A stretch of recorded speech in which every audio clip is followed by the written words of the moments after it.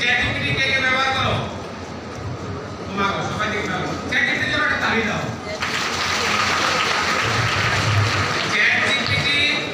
Chat GPT আসলো কবে? 2022 সালে 30 নভেম্বর। আর এই যে চ্যাট জিপিটি কথা বলে সিনট্যাক্স তৈরি করতে পারে, সেটা আমরা আগে পারতাম না। 1998 সালে আমরা প্রথম দেখলাম যে আমি খাই এটা বললে মাঝখানে বা কোন সময় কি এগুলো বলার মতো কম্পিউটারকে আমরা শিখাইতে পারি নিউরাল নেটওয়ার্ক দিয়ে।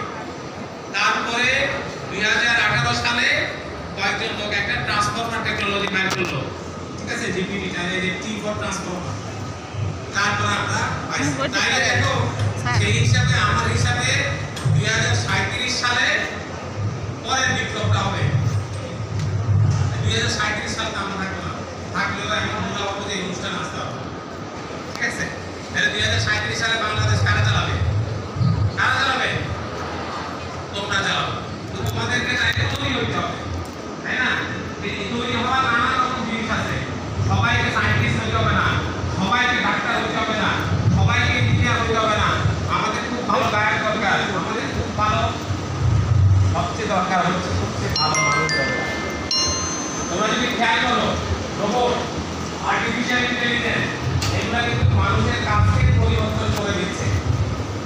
তোমরা যারা বিদেশে গেছো, তোমরা নিশ্চয়ই অনেকে হয়তো ড্রাইভারলেস গাড়িতে চলে আসছো। সেই গাড়িতে আমার ছেলে প্রথম যখন ড্রাইভারলেস গাড়িতে চলে, সে একটা ভিডিও করে পাঠাইছে এবং আমি দেখেছি ড্রাইভার আসলে কেউ নাই, গাড়িটা চলতেছে, আমার বুকের মধ্যে দক্ষ হচ্ছে, এরা অনেক সার্ভারটা কিন্তু এটা এখন বাস্তব।